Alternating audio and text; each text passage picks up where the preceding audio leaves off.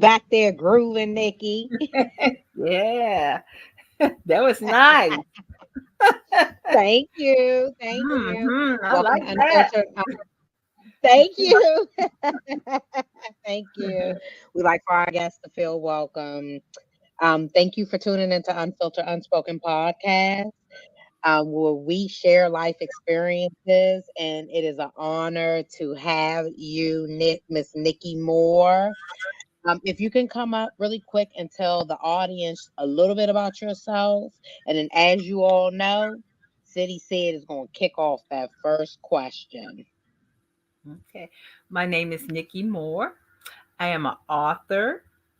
I am a minister. I am a mom, a grandma. I have my own clothing line called How I Made It. No, that's not my clothing line. I got so many things going on. Is For His Glory is my clothing line where I sell jeans, t-shirts, and tennis shoes. So, and I do have a section in the store here in our mall in Virginia. So I'm so excited about that. Um, I do speaking engagements. I've done so many speaking engagements just to help women who are going through what I've gone through, whether it was a marriage breakup, whether it was a relationship with a narcissist or someone that just wasn't good to them and physically and mentally hurt them. Um, I love being a blessing to other people. I love sharing God with people. God has been amazing to me. He has been so good to me. So I just do a little bit of everything. I did run my own nonprofit for 5 years where I helped so many people in our community.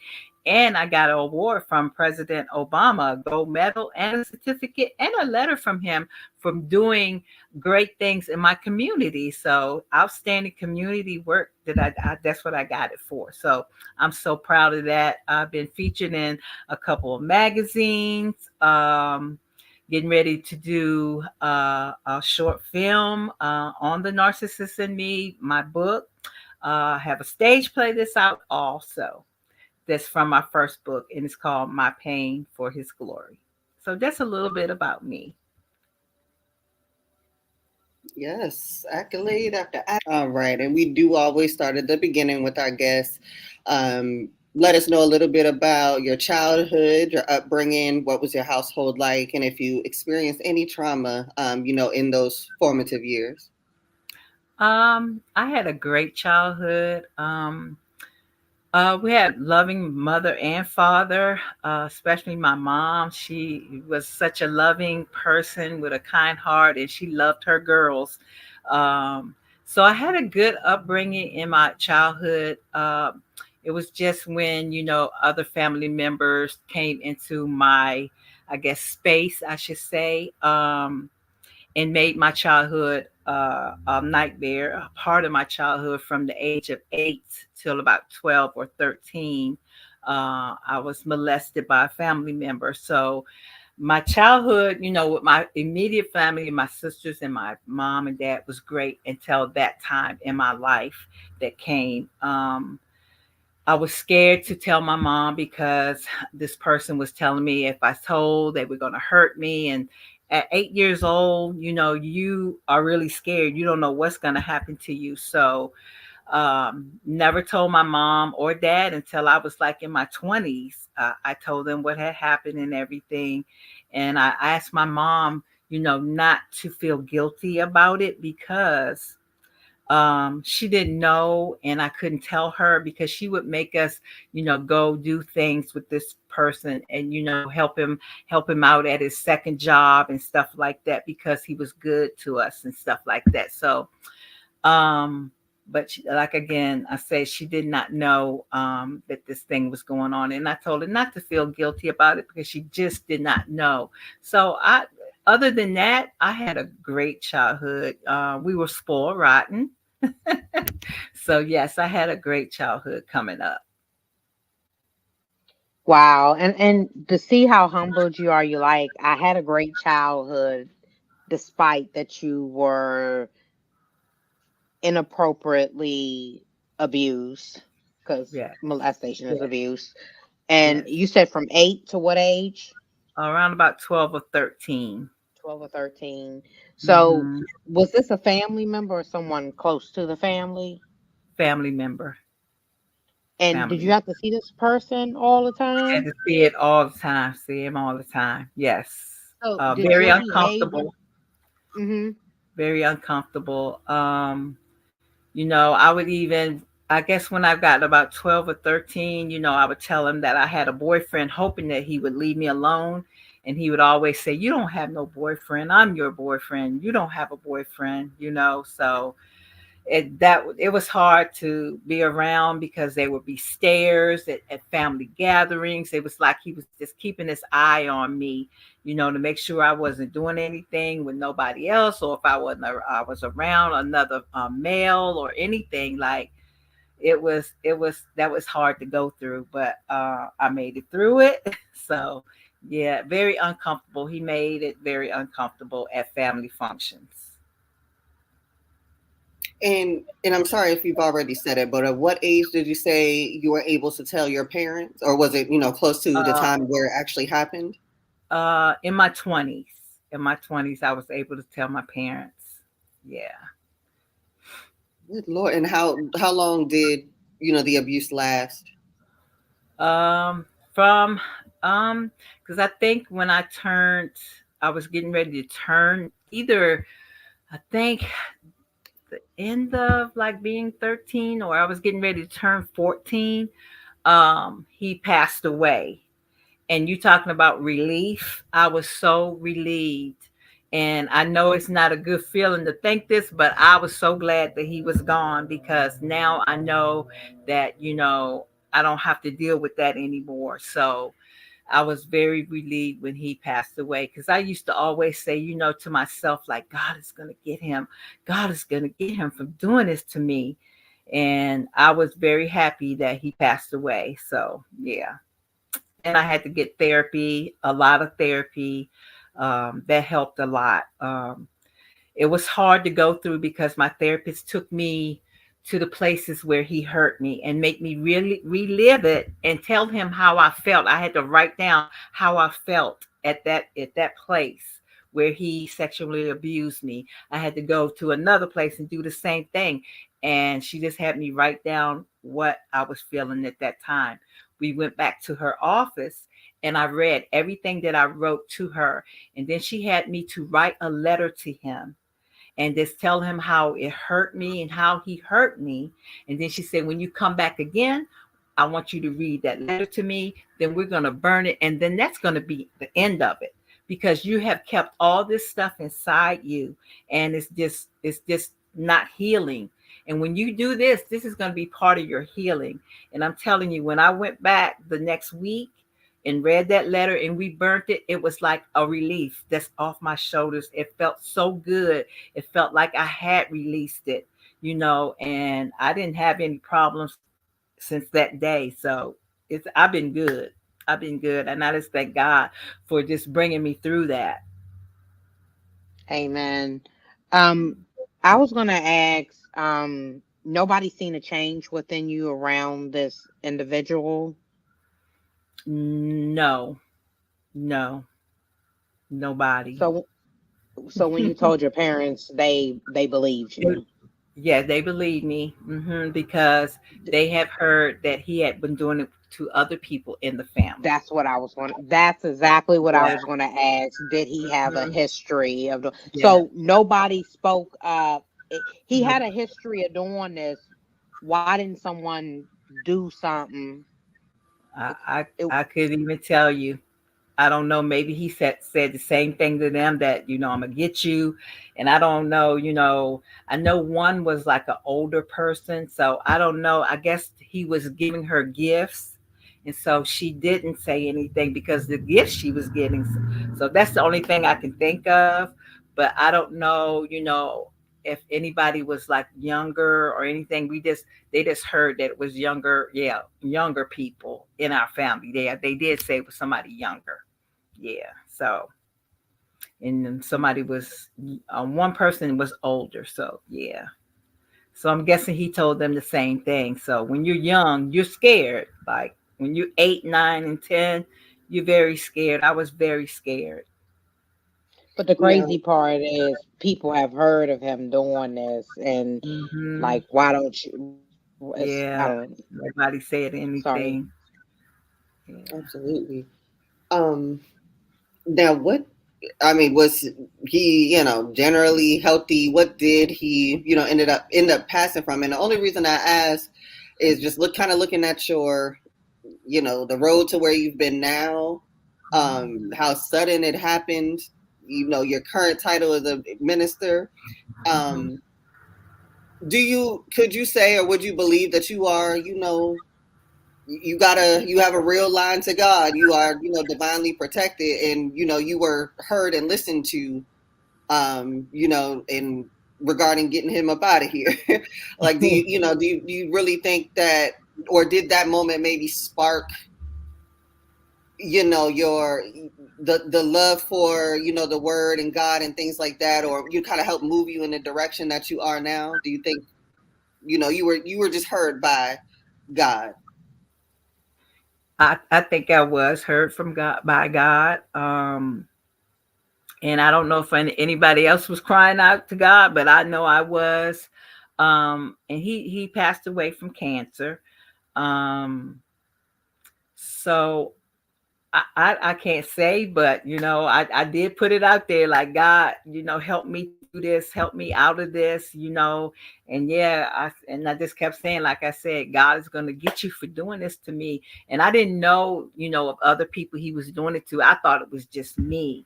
So yeah, but I know God hears our prayers, and that was my prayer because I was just tired of being raped over and over, and you know, not being able to tell my parents, and so yeah, I really do think God heard me. I really do, because of what he was doing, not just to me, but through to others. And I think my voice was speaking for everybody, if they wasn't saying anything to God, but I think my voice was speaking for everybody that he had hurt. Wow, wow. And sometimes it's a lot of us with more powerful voices than other. We bring out the silence in other folks. So, Mhm. God bless. God bless for that. Um, I wanted to jump in because you said in your 20s that's when you start getting therapy. Mhm. What was your mental state by the age of 20? Because 13 is stopped, so I could just only Mhm. imagine the trauma you were going through Mhm. from that point to that point. Uh, yeah, it was hard. There was, I now I'm into, liking guys and, dating other people and everything, but it was like I had this wall up, like I don't want you to touch me, yeah, you make it hold my hand, but I was so scared that they were gonna hurt me that way, because that's the fear he had in me. Um, so it was hard to date. But guys really approached me and wanted to be my boyfriend. But it was very hard for me to let them be my boyfriend. Some of them. In the later years, I did get married. And even that was hard when I did get married, for, my husband to touch me in such a way that he did. So I dealt with that, in my 20s also. That was very hard. And it took me a while to share with my husband at the time what had happened to me. And when I did share with him, he was very sympathetic. Um, he would always say, if I'm hurting you, let me know. If you want me to stop, let me know. I am so sorry this happened to you. Why haven't you ever told me this? And I told him, I was just kind of ashamed. And I know I shouldn't have been, because it was not my fault, what happened to me. But I just didn't feel like I needed to share it, but I did need to share it because it was really coming into the marriage, and Just it was just not good for me to be doing this to him, denying him of sex, and I felt bad doing that. But again, he really understood, and he would always say, if I'm hurting you, we can stop whatever. So he was very sympathetic. So, and I thank God for that also, that I had a very understanding husband. Absolutely. Um, I guess what was it that kind of, I guess, drove you into therapy, or made you decide that it was time? Was there some type of like defining moment where everything just kind of came to a head, or what was it that made you want to heal? Right. I would say, again, being intimate with my husband, that really drove me to go to therapy, because I could just see the act being done to me when we were being intimate and everything. And I say, I really got to get therapy. And just even hearing about it, but through other people, like it could be something like on TV, a special or something about that kind of thing, and it just triggered me. So I said, I need to get therapy, especially because now I'm married, and I never want to, withhold anything from my husband or anything, intimately. So that's what really made me decide to go to therapy, because I was just tired of thinking about it and everything. And I knew in my heart, I knew I needed therapy. And I knew that was the only way that I was going to be able to get past this, to have the therapy, and get free from it. And like I say, and when I did, that was the best thing that I had ever did, was to go to therapy. Okay. And did I hear you say ex-husband? He's my ex-husband. Okay. So, loving, compassionate man, where do you lead to with him being your ex? Uh, what do you mean when you say that? Like, Really, like how he was so gentle. Like how do you come to the divorce piece with him being your ex? Like what uh, caused that? oh, he wasn't faithful. So that's what caused the breakup. And he said he didn't want to be married anymore. And he did not love me as a husband should love his wife. So that's where the end of the marriage came. I was broken from that. That was my next thing to go through. I was very broken because we were together for 33 years. We were married 23 of the 33. And I loved him a lot. We had two beautiful sons together. Um, but that really broke me. It broke me to the point where I tried to take my life. Um, I didn't want to live anymore because the pain was too much. Um, it was very hard to go through. Very hard to go through. There was times that I would come to my mom and dad's house, and because they own all this land, and I would just go up in toward the woods and just cry out to God and scream my head off and just tell God, please take this pain from me. I cannot do this. I cannot do this by myself. I need you. Where are you? Don't you see how I'm hurting? And it was like so many times I just wanted not to be here. I just wanted not to be here because of the pain. So that's where it led up with the husband, the ex-husband. And how close, I guess, was the divorce to your, children's birth? Was it, soon after, or do you think that, it maybe postpartum or something like that maybe played a part in everything else that was going on? Yeah, my boys were grown. We divorced in 2016, so my boys were grown then. So they had a difficult time too. It was difficult for us. I never wanted to be a divorce couple, well, divorced parent. I never wanted my boys to have to go through that, no matter what age. But it is what it is, and it happened. But we're all in a good place right now. God healed me from that too. He healed my broken heart after going through a retreat. I went through a retreat, and God met me at that retreat and healed my heart. When I came from that retreat, I felt like a brand new woman. I had never looked back. I have forgiven my ex-husband. The boys have forgiven their dad. So, and we're friends. We're not like chummy chum buddy buddies, but we talk every now and then. And if we're out, if we're at our son's house, we are cordial to each other. I talk to his wife because he's remarried. So, yeah, it's God has been good, and throughout out of that became the play, the stage play, how I'm my pain for His glory. So I wrote a book about what I went through, how I made it through for Your glory is the book, and just telling everybody like how I made it through, and what I was doing. Yeah, I tried to take my life, and this is what's going on. The book was basically how my journey through the heartbreak, and I had to get therapy for that also.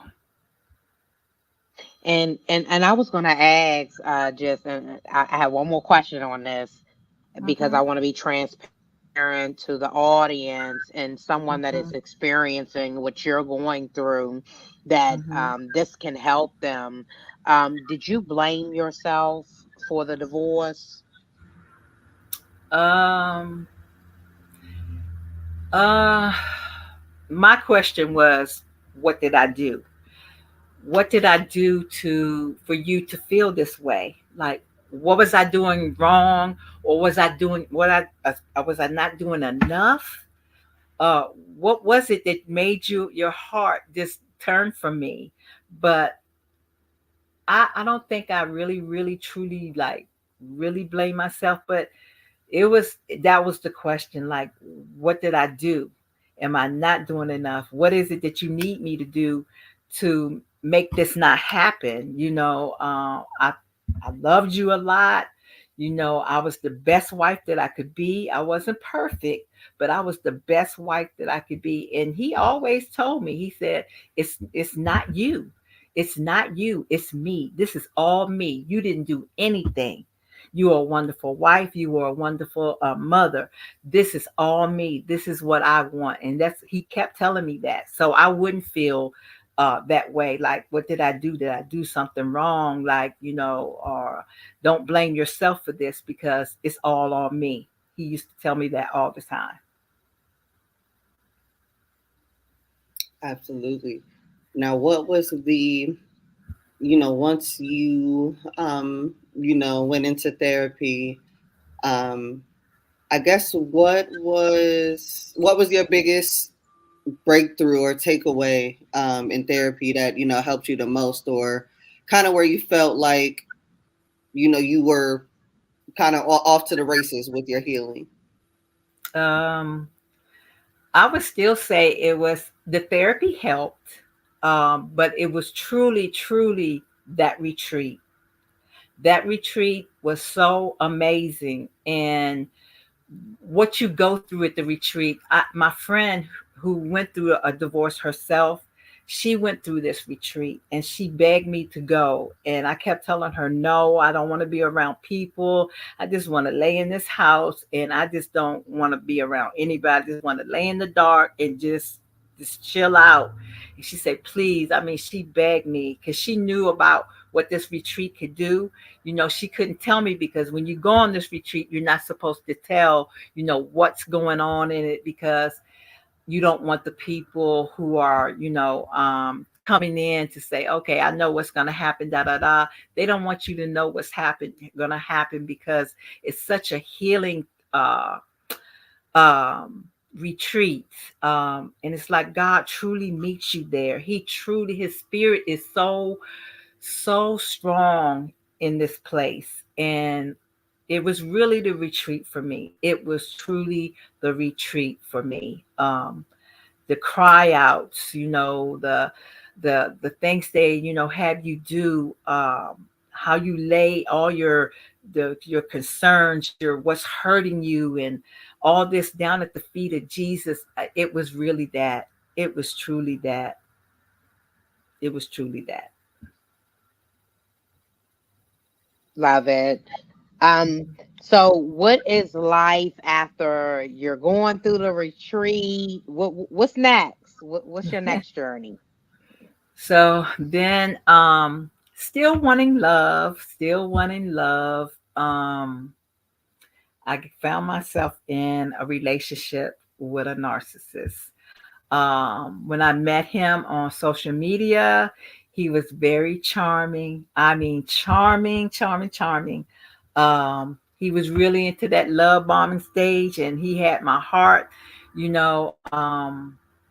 And not knowing what a narcissist was, I had no idea. But he was very nice to me, always talked sweet to me. Oh, we got to meet each other and da da da, and all the good stuff. You're so wonderful, you this and you're that.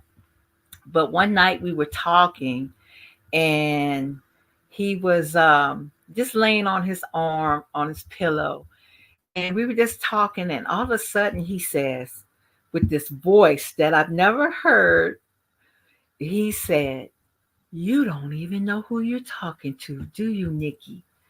And as soon as he said that, I said, "I'm talking to Satan himself. I'm talking to Satan." Because see, Satan knows what you like. You like the fine, young, and he knew exactly what I like. This person had beautiful eyes, but it went over my head because this guy was giving me the attention that I wanted. Like, somebody's gonna love me now. Somebody's really gonna love me now. And it just went over my head. And I just continued the relationship with him and wanting to learn more about him and be with him and everything. So he came to visit, and that's when the madness really started.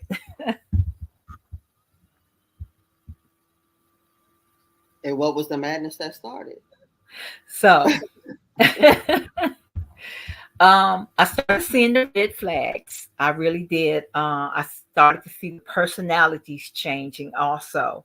But again, because now I have him here with me, I have somebody with me. I'm with somebody, you know. I have somebody that's gonna love me and take care of me, and so there was, when he came, he asked me, what do you like and what you don't like happening in your house? And I would tell him, like, I don't like a lot of lights, and I'm in an apartment, so the TV really radiates light from the kitchen and to the living room. But if you really need a light, you can turn it on if you go in the kitchen or whatever. I don't like a lot of cursing, I don't like that and everything. He said, okay, I can handle that. I can handle that. I said, okay. So one night he just got, I guess, into this other character that's not nice. He started to turn on all the lights. I hear him in the living room. I'm in my bedroom. He's in the living room, and I hear all this cussing going on. I'm saying, what in the world? He's looking at this movie with all this cussing and every light on outside in the living room, in the kitchen, in the hallway. And I said, you gotta stop all this, all this cussing stuff. I told you I didn't want this in my house, and the lights. Why you got the lights on? So I'm turning off the lights, and I'm getting mad because he keeps switching them back on. So he takes his iPad and he take me getting mad at him so he can tell other people that I was the one that's being irate and stuff like that. But tell them you didn't tell them what made me irate. What were you doing in the process? So that's some of their traits too. They want people to see what you do, but not what they do. So I went into my closet in my room and turned the Wi-Fi off, so he could not look at the computer on his computer, the cussing and carrying on. So he came into the bedroom. He said, "Nikki, why are you turning off the Wi-Fi?" And I said, "Because I don't want to hear that cussing." So I seen him ball up his fist like he was going to hit me and say, "If you don't turn this Wi-Fi back on, I'm going to hurt you. I'm going to hurt you." So that really scared me. His voice was just magnitude, like it was just radiating with anger. And I said, okay, I better turn it back on. And I did. So when I turned it back on, I closed my bedroom door for a minute so I could call a friend who was a sheriff, but he was a sheriff in Maryland. And I told him what was going on. He told me to open up the bedroom door so I could see what he's doing. And he would just start asking me questions about him. You know, did he have tattoos? Did he have special, did he wear glasses or anything like that? And I just told him, he said, okay, I got everything, your phone number, send me your address in case he gets crazy. So he stayed on the phone with me till 5 a.m. in the morning after his shift was over. Um, After that, I still seen the red flags too. Still being angry, but still not physical yet. Still not physical. So he left and went back to his state. And then when he came back the second time, I went to his state to visit him too. For on and off for 3 years, we did this, but we called ourselves a couple. So I went to his state. He came back here. The last time he came back here, I went to his state to go get him because now he's, telling me I'm sorry for everything that I did. I just want to make it up to you.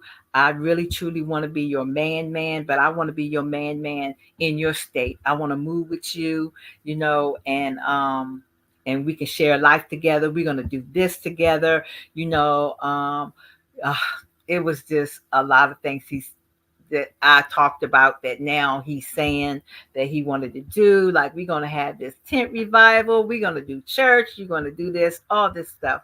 So I said, okay. So again, I'm happy because now, I am saying, okay, he's changed, and really he hadn't changed. We stayed in a hotel until our apartment was ready. In the hotel, I seen a lot of rage again. After he told me he was sorry, um, just I was never my name. Most of the time, I was a MF or I was a B. um F you this and this and this and all this was in the hotel. He made up this story, about a family member, which I don't think was true, but he made me feel like I was guilty from not having a concern for him, which I did. I did have concern, what was concerning him. And I don't want to say, who it was because of, you know, the privacy thing and everything. Um, so the hotel was a lot of verbal abuse, and then physical too, uh, but mostly verbal. But there was some physical. Then we moved in, and that's when it became very physical in the apartment. He slammed my arm in the door. I thought he broke my arm. There was some twisting of my arms. Everything was my arms. He never, hit my eyes or anything like that. Everything was like the lower body and everything. So, yeah, the physical came. I'm gonna chime in because I know Sid got a couple questions, and I Okay. have a couple questions as well. I want to Okay. jump back to the first time. Woo, I got a lot of questions for you, but I'm gonna ask the one and Sid, and I'm gonna come back. Um, just to be transparent, because a lot of women are in this situation, and we're not alone. Because Mhm. I've been there too. Um, to hear from you, the first time that he came and he acted up, why did you go back, or why did you let him come back after he left? Um, because of the love again. Like, okay, he said he's sorry, and like the love bombing is crazy. The love bombing, they make you really feel like they love you. And I say, you know what, maybe he has changed. I went back to that thing, same thing, like maybe he has changed, maybe he is really really sorry and everything. So that's why I went back again. Like, I really want to be with this person, and it was all about the looks, and his swag, and the beautiful eyes, and it was all that for me. Like, this young man wants me because he was 12, 11 or 12 years older than me. I think it's 12. He was 12, I mean, younger than me, yes. So that was like still flattering me, like this person still wants to be with me, and and I'm wanting love, and he's giving it to me, but he really wasn't giving it to me. So that's what made me continue to go back, that part. And go ahead and ask your questions, Dimitri. Oh, yeah. So I have a guess. Thank you. See, so the hotel. So now I want to go to the hotel because you're going back and forth, and there's still issues, and this Mhm. man still ain't changed. So at the hotel, he done showed you signs. He done acted up. He done cut up. Why did you move in with him? Again, because of somebody to be with, somebody to be with. Um, Again, this fine thing, this fine young man, it was always about that, and the swag, and my heart truly loved him. I didn't know why, because of what he was doing. Like, and I asked myself that a lot, like, why do I still want to be with this person? Why do I want to be in this relationship when I know it's not a good relationship? And I just, I'm asking myself this, and I'm answering back because he's fine. That's why he's fine, and he's young, and it's still flattering that, he would want to be with me. And it was just that. It's still that,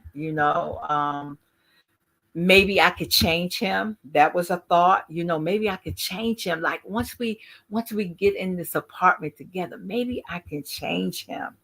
And maybe my love will be enough to change him, but it was not enough to change him. We always think we can change them, Yeah, but we never can. And this is some advice to any of y'all watching. A man is not going to change unless he wants to change. You correct. cannot make that man change. When a man comes into a picture, he knows what he wants, and sometimes you are just a stepping stone to where he wants to get. Hmm. Exactly. Exactly. 'Cause he used me, and he used me for a lot. I spent a lot of money on this person. He truly used me for what he could get. And that's what they do. They move around, and they move around to different people. Whoever can give them A, B, and C. Okay, I can. She give me A, B, but this person can give me C, D, and F. So yeah. So I knew in my heart of hearts that he wouldn't be with me long, because he doesn't stay with one person long. I already knew he had moved on from somebody else. He came up with this story about this person that was stealing from him and everything. But I knew that the time was up, because she now saw what I seen. I'm with a narcissist. So yeah, he will, yeah. They work on you. They really do. Was there a I guess particular like event? Well, you said that he, I assume, broke it off with you. Hmm. Um, what I was it like just kind of out of nowhere, or Yeah, just you pick up kind and of felt go. the build up to it? Yeah, just pick up and go. Like, when I went to get him from his state, he was leaving somebody else.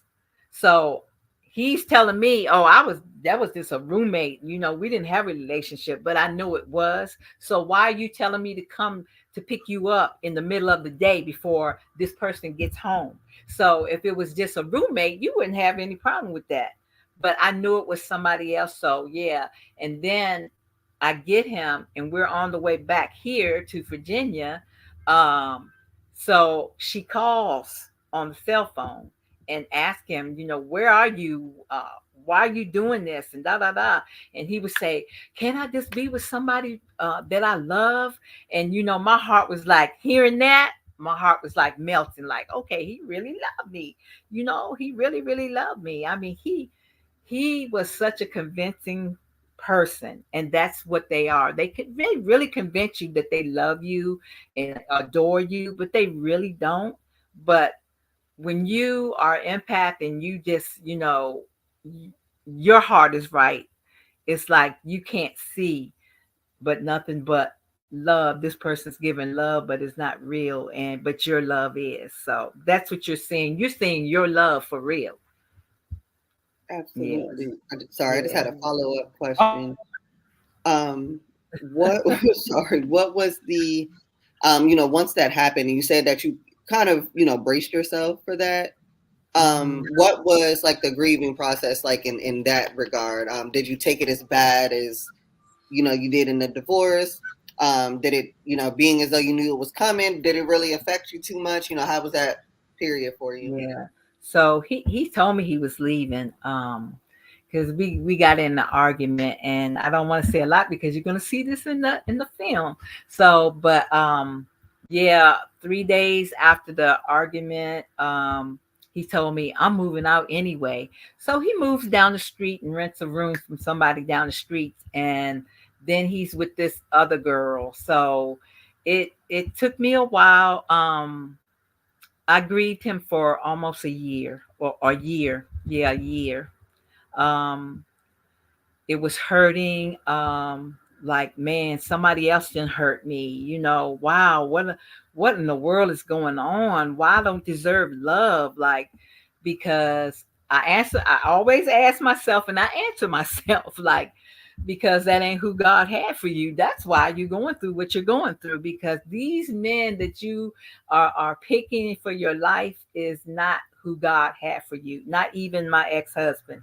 He's not the person God would had me to marry. But because I wanted it, God gives you over to your own free will. So, hey, if that's who you want, that's who you want. Okay. And I'm gonna be God and just chill out. But yeah. So that, yeah. Man, when you go, Sid already knows. Sid knows. I got it. Oh, you're right. This is a two in one question. Um, do you feel as though you were vulnerable and he preyed on you? Um, and I'm gonna answer that. Sid, I got a follow up question. I'm gonna start right there. Do you feel as though you were vulnerable and he preyed on you? Yes.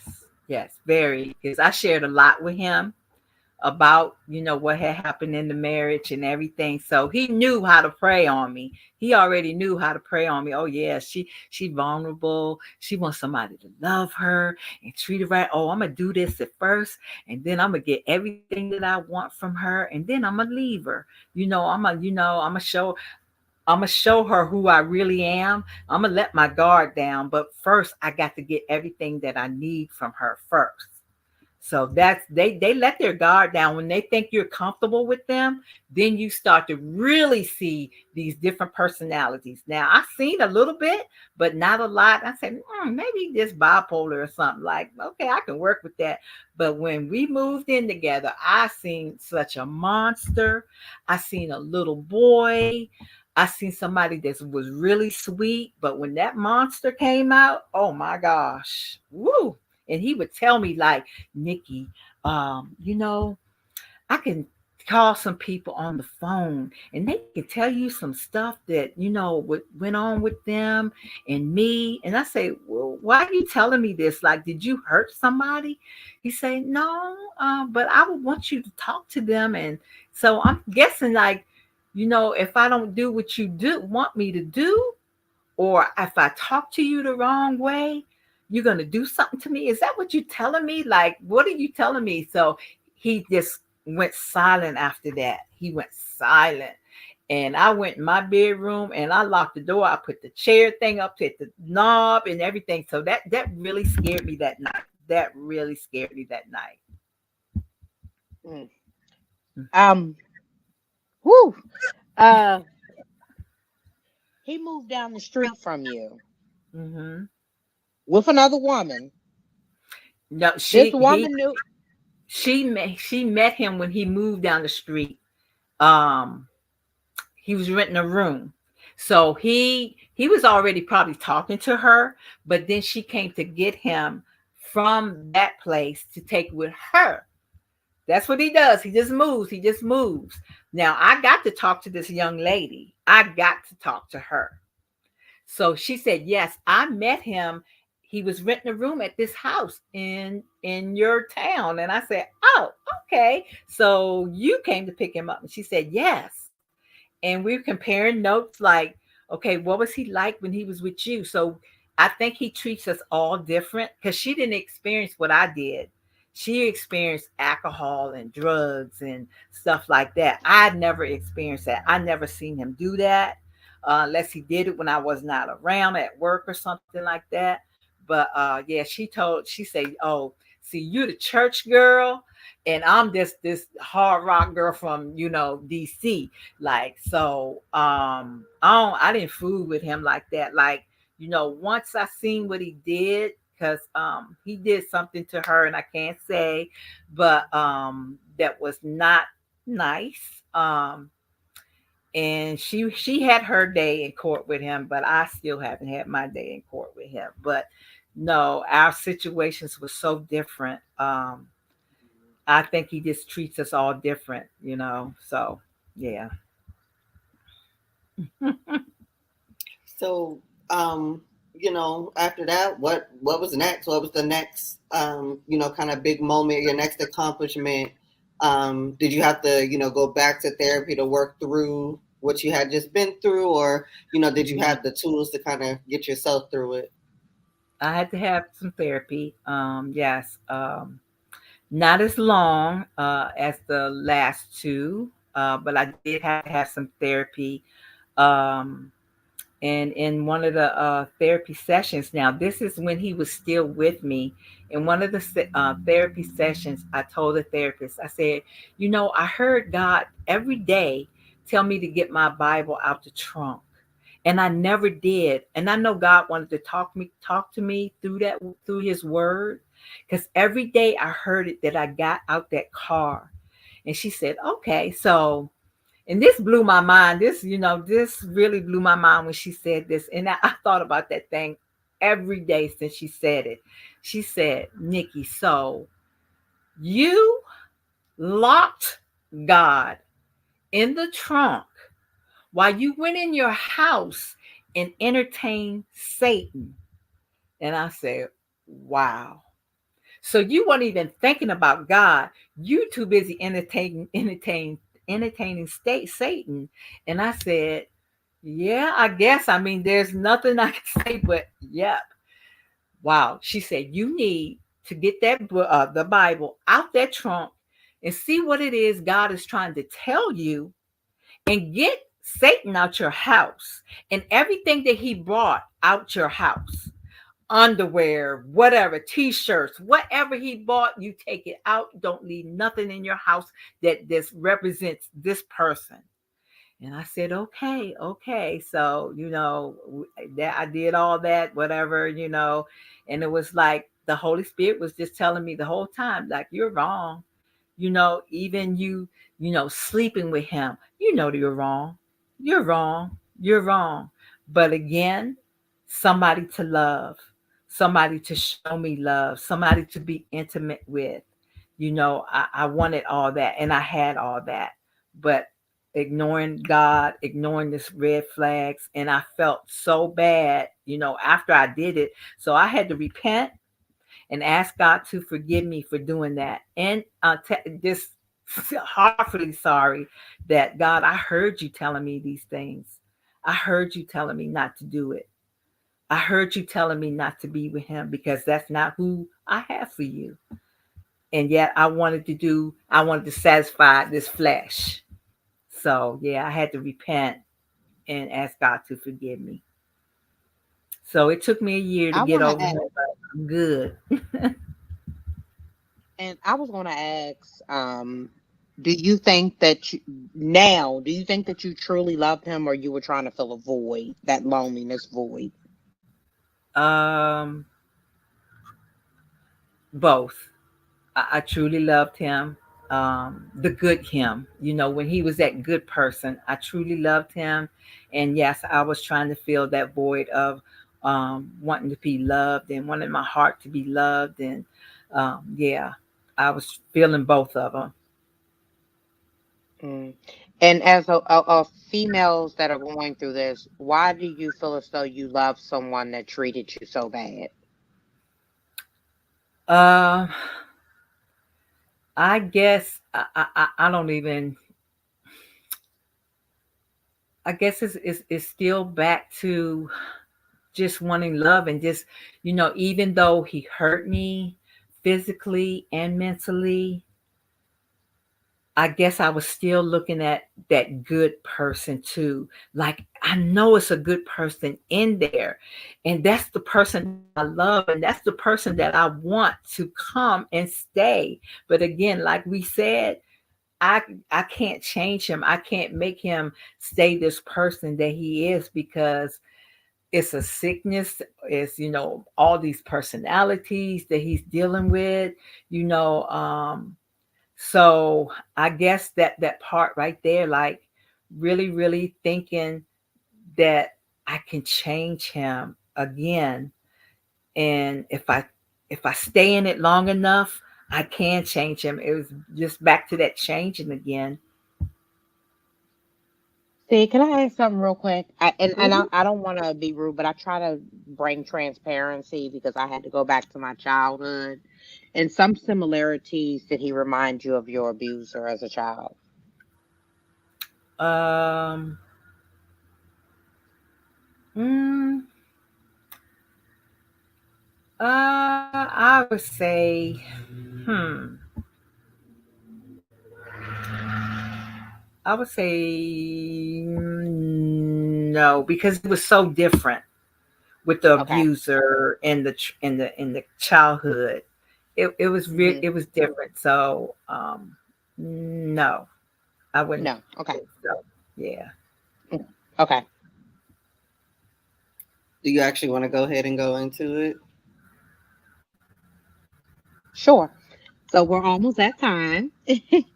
I wanted to ask, we like to close out. First, I want to thank you. Thank you for being honest. Thank you for being transparent. And thank you for sharing your life experience with us. We truly appreciate it.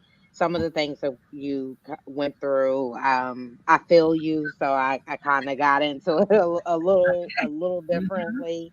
So it's hard for people to share what you shared because people are still living captive from their hurt. So hopefully Right. your testimony will help someone else stand Uh, up. yeah. Um, but we like to close and ask if you can give for someone that's going through maybe being abused as a child Mm. or dealing with someone that's love bombing them. Um, what advice would you give someone that's going through that situation that could potentially just make them think it's time for me to leave or it's time for me to stand up and say something? Um, for even if they're, in the molestation part, or they know someone that's going through that, because it's not only when you are some young adults are going through this, some teenagers are going through this right now. And my thing is to tell, no matter what they say to you, go tell your parents, grandparents, or uh, someone at school, or just uh, seek counseling. That's a very big help. But most of all, tell um, tell somebody if you're going through that. Far as the abuse, the physical, um, we're not supposed to go through that. And that's one of the ways that we can leave. If you are in a marriage, that's one of the ways that the Bible says that we can leave if we're being abused, or the if the husband is being unfaithful, but I know God does not want us to go through, physical abuse either. So, yeah, I would seek counseling also from that. And there's always hotline numbers that you can call for, to a safe house. I know here in Virginia, there's a place to call Axe. They have that where you can call and they'll take you to a safe house. Um, so just I would just say therapy, talking to someone, telling, and just seeking, prayer. Even if you got to go to your pastors, if you have one, and tell them what's going on. But communication is the key to tell someone what you're going through. Um, and that really helped me, the communication and being able to have someone to talk to. So find that person that you can really, really trust, which I had to do, because you can't trust everybody with your stuff, But I thank God for the people that He put in my life who really, really cared and wanted to see me healed. So, just find those people. It could be in your family, or, it could be your friend, whoever. But I would say, always always seek help. Um, from those. You can, like I say, there's hotline numbers. It's all on the internet where you can go get help. Absolutely. And we do like to take this time to allow you to shameless plug anything that you would like. You see all of your information scrolling across the bottom here. You can let our viewers know how to contact you, how to utilize your services. If you want to draw traffic to any thing in particular, you have the floor. Okay. So I'm excited about the play that's getting ready to happen again. I'm thinking it's next month. I do have to call the producer tonight and just see, when it's going to kick off. The last conversation I had with her is going to be kicking off next month. So again, it's from my first book, How I Made It Through for Your Glory, and it's called My Pain for His Glory. So you'll see everything that I went through. My sister plays me in the play. She does a great job. The whole cast is phenomenal. The play is phenomenal. Very powerful, very powerful. Um, and then I'm also working on a short film for the book, The Narcissist in Me, and it'd be titled the same thing, The Narcissist in Me. I have actor that's coming who's already been in a TV series on Amazon Prime. It's coming to Amazon Prime, and it's called Bless My Children. And his name is Cody Poulet. He's going to come and play the narcissist. I met him through TikTok. I didn't know why I was so drawn to him until I went to his page and start looking at his pictures and stuff. And I heard an interview his co-star did with him, and he was saying that he was a great, great actor. He had to turn around sometimes and say, "Is that really Cody? Is that you?" Like, he said he is such a phenomenal actor. And I say, oh, that's why I'm drawn to him, because he's going to be the narcissist in my short film. So that's what I'm doing right now. And like they said, all my information is strolling at the bottom. So that's how you can contact me if you need me to come and speak. I've spoken a lot of places about domestic violence, my story of the heartbreak of the marriage breakup. I just tell my stuff to, and I be transparent because I want women to know and be encouraged that, they too can get through this. Sometimes it doesn't feel like God is there, but God was there with me the whole time, and He'll be there with you also. And God has been my everything, and He has really taken care of me through all the stuff that I have been through. So I just praise and give Him glory for it. Because if it wasn't for Him, I wouldn't be here talking to you wonderful ladies tonight. Thank you so much. Mhm. Nikki, we truly appreciate your testimony and how you may help another woman through a domestic situation, or you may help someone with a broken heart hurting from a child from being appropriately touched or Mhm. messed with. So Mhm. we want to thank you so much for your testimony.